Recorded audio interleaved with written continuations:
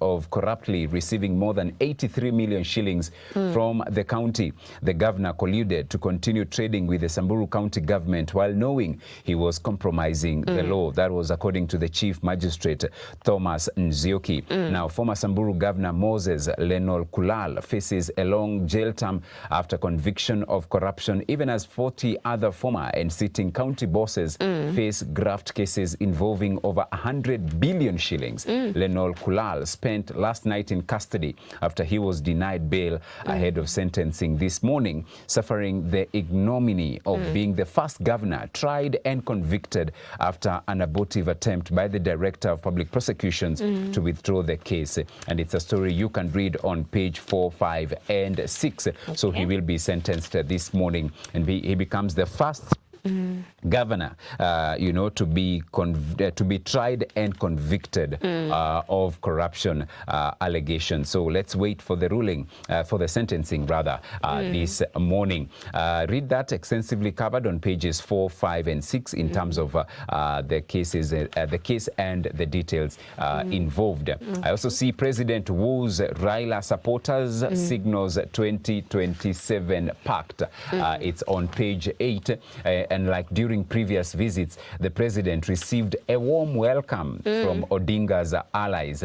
President and his deputy compete in singing Odinga's praises and showing closeness to the ODM leader. And just a few months ago, they could not even visit. Yeah. But now they were showering, praises to the former Prime Minister and themselves. Yeah. It was a rapturous reception from the region. And it reminded me of a quote, a very now prominent quote from the Wasingishu County Senator, former Governor Mandago. Alisema, siasa usiweke kwa roho. Yeah, and especially Kenyan politics. Don't try. Don't try. We weke kwa mapafu. We breathe in. Breathe out. Yeah. Na uiache tu hivyo. Ipepe. Ndio hivyo.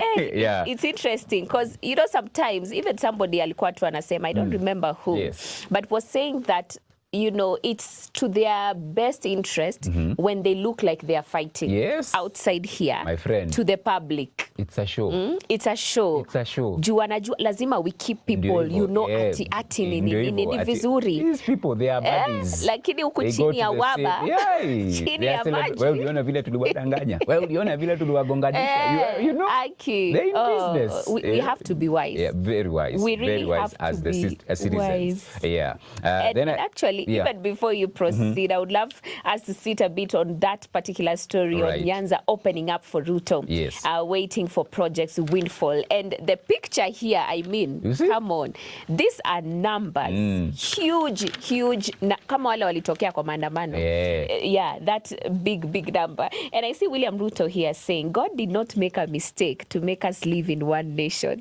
It is important for us to be united. Yeah. That is why I have formed a broad-based government. So that is what is being told here. And I see President Ruto, who was accompanied by his deputy Rigathi Gachagua, spoke at Kegonga in Kuria East Sub-County, where he launched the Kegonga Cluster Water Project. And he announced that 250 million shillings will be allocated for the project's first phase, and that the total investment overall phases will be 1 billion shillings. And also he has pledged 300 million to revive the Lower Kuja irrigation scheme, which has been stalled for 7 years. To expedite the process, he committed 68 million shillings for compensation to enable full utilization of the scheme's land. So additionally, hajachi hapo, the president encouraged all Kenyans to register for the new health program under universal coverage, ensuring that everyone, employed or not, can receive medical care. Very, very interesting. And this is a story you can find in more detail. That is on page 4. I was laughing because as you were reading, it reminded me of this gentleman who is imitating him. As he is traversing. You see, the president is traversing the country to Metenga. tumeweka, tumetenga, mama mboga. So that gentleman, is he Morara? I saw him in town. Exactly. And last night he was in one of the local TV stations being interviewed, and he was saying the same things. Tumetenga, you know. Yeah. And for me, I'm like, can we finish this project? Not just launch. Yeah. Because it's one thing to launch. Another to finish. It's another to finish.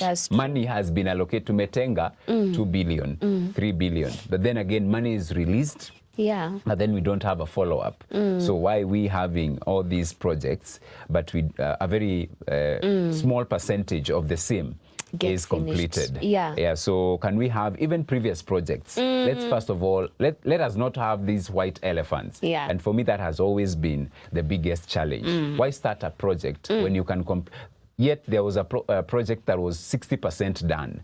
So when you assume office, just do this 40%. Complete, fast, because money had been allocated and was used. But hii mambo tumetenga anyway. We wait and see. We wait and see. We can only wait. Morara and other Moraras will be there to keep tabs. To keep tabs on whether the projects are being finalized. Yeah. I also see now the Stop Bullying Teachers. KOTU now tells TSC, this is on the back page of The Nation, Stop Bullying Teachers, KOTU tells employer, TSC on Tuesday obtained court orders suspending the ongoing tutors strike, and the Central Organization of Trade Unions, KOTU, yesterday telling the TSC to stop what it termed as bullying of teachers and their union with court orders. KUPPET strike entered day 3 with demonstrations in many parts of the country, even as learners reported back to school for the final term of the year.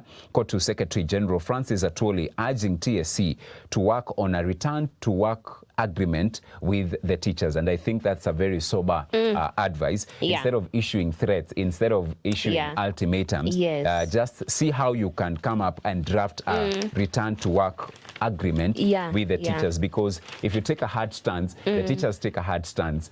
As they say, fahari wawili wanapomenyana, watoto wetu ambao sasa kwa huu usemi ndio ground ndio wanaumia.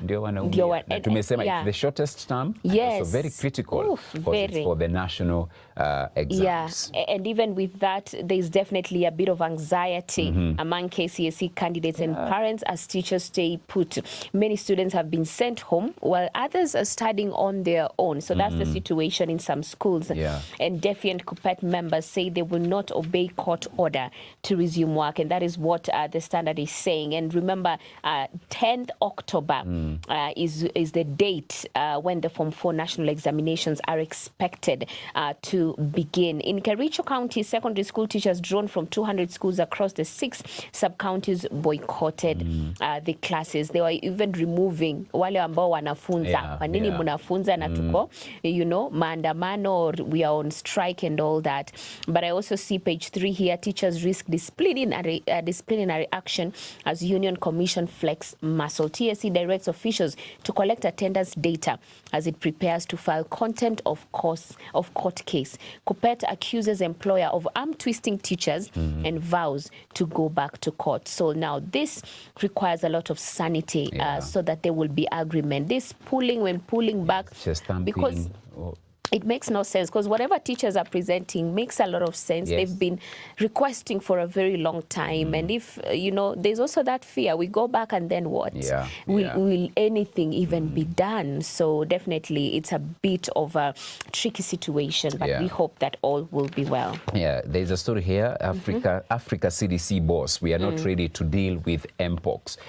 So Continental Health Body plans to deploy vaccines from the 1st of September, starting with Democratic Republic of Congo, and Africa is not ready to deal with the Mpox epidemic. Africa Centers for Disease and Control Prevention Director General Jean Kaseya has said, he said there is limited funding for scientific research into the severity of Mpox strains that Africa is grappling with. This as the continent recorded 22,863 Mpox cases. It's on page 10. And then on page 3, police zero in on mystery vehicle in Gigiri jailbreak. Detectives from Nairobi are working to uncover details of the vehicle, which could help to track down the driver. And you can read that story on page 3. They are saying investigators unable to get vehicle's registration number from CCTV footage.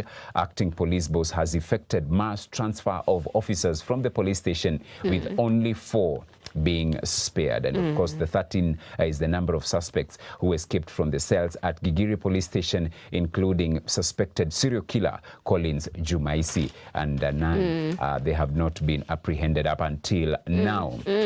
Looking at the pullout inside the nation this morning, it's where is that pullout? It's on DN2 pullout property. Why real estate needs a predictable tax regime. Frequent and erratic revision of regulations creates shaky ground for the construction industry, with investors hanging on to capital outlays in a wait-and-see stance. You can read that in the pullout this morning. County news, I see Nairobi and Kisumu lead in NGOs. Nairobi, Kisumu and Nakuru have the highest number of non-government organizations operating in Kenya. That's according to a new report.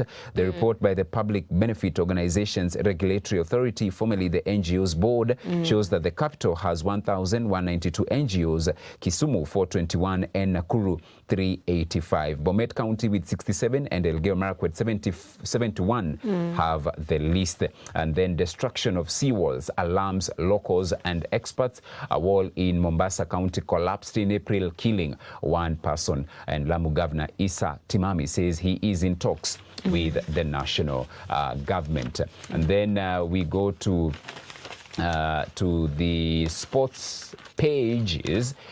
Hussein outlines vision for Kenyan football. Ex-President Nyamoya has declared interest to run incumbent Mwendwa Mam on the subject. Extreme Sport CEO and Murang'a Seals Vice Chair focuses on infrastructure, monetizing the game, talent growth as his promises. And then Olympic dream shattered. Dennis rises as Paralympian. 20-time capped ex-Kenya Sevens player will feature in Paris as a pilot to cyclist Ogada in Class B1 road and track racing. That's on page 38. And then Kenyans eye second gold in 3,000 meters final. Marion Chemngetich, Mercy Chepkemoi aim to defend title won during the 2022 edition. That is the 2024 World Athletics Under-20 Championships. Alamisi bags first gold in 5,000 meters. So you can read that on page 37. That is in the sports segment. All right. And coming to the Standard, of course, a lot of stories back and forth. And I see still on the top story here is this former Samburu governor who has been caught, I would say red-handed. Inakwanga red-handed. Red-handed. Yo handed, yo. Former Samburu governor Moses Lenol Kulkal becomes the first county boss to be convicted in a corruption case after he was found guilty of conflict of interest and unlawfully acquiring property. And the money we are talking about here is no small money. No. We are talking of 83 million shillings. This is the amount that was misappropriated by the county government. Look at that story on page 8. And still on the top page, of course, is the strike nightmare for schools as TSC wants teachers. I would delve on that. I see the shame of idle deputy governors crying out for work. This is a very interesting story. And I don't know, Gigi, what you have to say about this. About? Deputy governors. Hawana kazi. Wanasema, but you see, it's true. Deputy governors don't have any work. They have not been allocated any dockets. Yeah. The only time we see them is in case of death of a governor or impeachment of a governor. That is the only time we see them shine. Yeah. Other than that, they are just enjoying or when they are fighting with their bosses. Governors.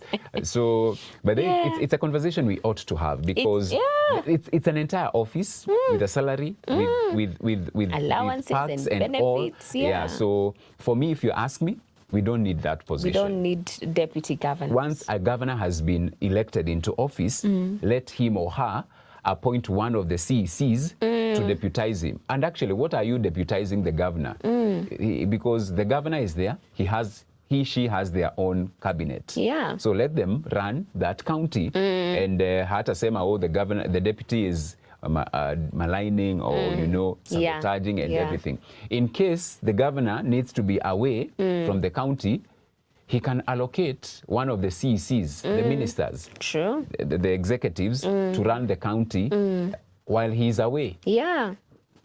So why would we have 47 not so busy people, drawing huge salaries from our taxes? Exactly.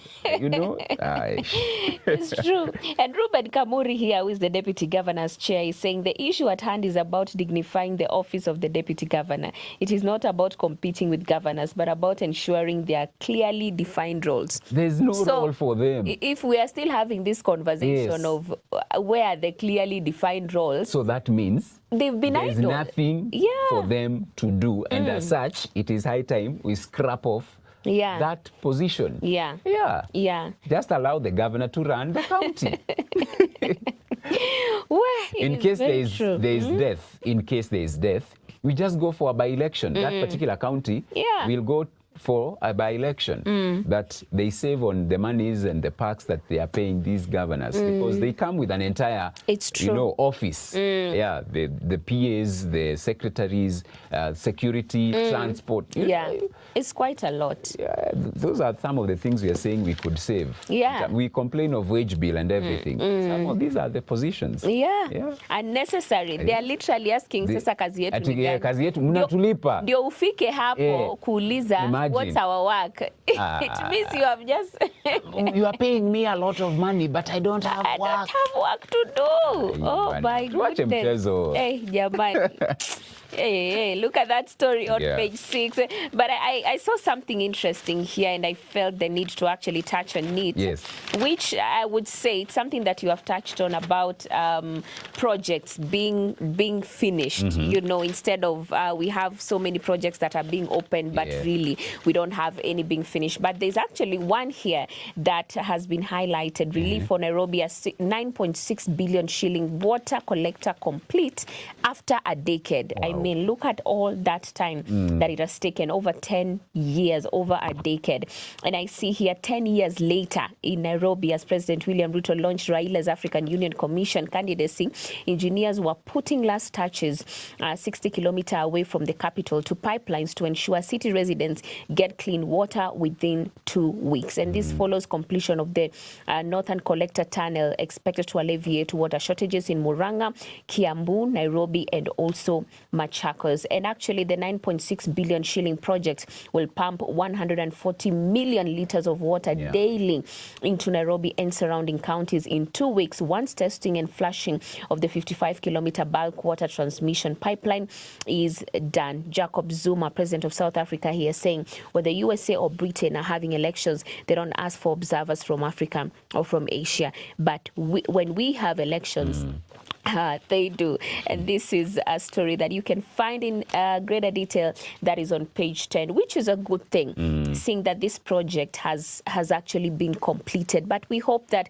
big projects and such crucial projects like this shouldn't have to take a whole decade for them to be finished. This is and something. That's why I'm saying we need, I don't know if it's a policy, but also goodwill. Forget even, because you can have the laws and all, but if you don't have the political goodwill, then there is nothing we are doing. There is no constituency, forget even county constituency, that does not have a white elephant project. It was either started by an MP, but because they were ousted from office, whoever came in did not continue. A governor. We have one in our area. That's why we had one, a level 4 hospital, Vogoto level 4 hospital. It had been started by Gavogo, the former governor. When he was ousted, the governor who came in was not interested. Up until recently, now the Kimani governor is now, thank goodness, he has picked up the project. And it's actually now almost done. And it's a level 4 hospital. So you see, it is a project that will assist not just that community, but the entire constituency, because it's being a level 4 hospital. That means it's a big hospital if it is well equipped and staffed. it will serve the people. Yeah. And money had been pumped there. So why just allow that money to go to waste? Yeah. And I know it's because of the plagues they put there. This project was started by. But if it's a must, well, as Sema, it was completed. Wake a plague somewhere and tell us it was completed by Beatrice. It was started by George, yes. But mimi ndio ikiwa lazima uchukue the credit. People will never forget. When you do something good, you don't need plagues, you don't need landmarks. God sees even. Yes. God sees and will reward you. In a big way. Yes. People will also remember. By the way, yeah. So let's finish the projects that are underway. This is a good step. Yes. It didn't have to take 10 years, but then at least it has happened. Started by the Jubilee government. But then we really need to make sure that our MPs, our leaders, fanyeni tu kazi yenu na malizie, finish, because it will cost less to finish than to now begin another project and then not finish it. I mean, at least if you finish those projects, you will actually have so many projects completed in your area, and that means that people will enjoy the services of those projects that are now complete. Now, watasema, hey, during the reign of so and so, we got so many projects done. They will actually say done. So if it's credit, you will even get the credit. It's true. And they'll see where their taxes are going. But anyway, the real estate here pull out saying how developers can cut costs amid rise in prices of materials. A story on page 29. And just going to the sports page quickly, I see why it's not easy to be engineer Michael Olunga. Okay, Harambee Stars captain has been subject to criticism whenever he dons national team colors. Firat and file leap to Al Duhail Man's defense. And this is a story on page 429, being the number of goals Michael Olunga has scored for Harambee Stars so far. And page 39, oh, what a feeling is the title. I don't know what they're talking about, but Sina Alcaraz survive US Open wobbles as Osaka whips on return. And Osaka came through 6-3, 6-2 for her first top 10 win in 4 years. And Carlos Alcaraz, Spanish tennis player, saying he surprised me a little bit. In the first set, he was nervous, but after that, he grew into it and played great tennis. And this is a story on page 39. Actually 37, sorry. And lastly, Kipyegon, Tebogo and Krauser ready to rock Rome. 8 gold Paris Olympics medalists head to Rome for Golden Gala tomorrow. Kipyegon will return to the meeting where she set her first world 1500-meter record. That's it for the Standard. Business Daily, just the headline. Gen Z protests slow KRA collections to a decade low. Taxes grew 2.87% in July from 18.73% last year. Anti-tax demos disrupted some business activities. And Kenya tipped to dominate East Africa investment inflows. And KQ rules out Middle East airlines in hunt for strategic partner. That is in the Business Daily. Grab your favorite copy, get to read what's happening in our nation. And let's continue to pray for the well-being of this nation. Hatuna substitute. So Kenya, as one governor said of his county, Kenya, lazima iwak. Lazima iwak. Mazi, hatuna substitute. Hii ndio yetu. Na watu wengi hata wa nchi zingine wanasemanga mazee Kenya mko sawa. Sisi ndio tunajua mambo ambayo tunapitia. Lakini sasa tunataka tukue sawa hata zaidi. Si ati wanasema tu kiinje. Pia kindani ndani. Hata kindani ndani tunasema. And it's possible. It's possible. Absolutely. All right. Let's look at the VOD, then we'll come back and talk about it.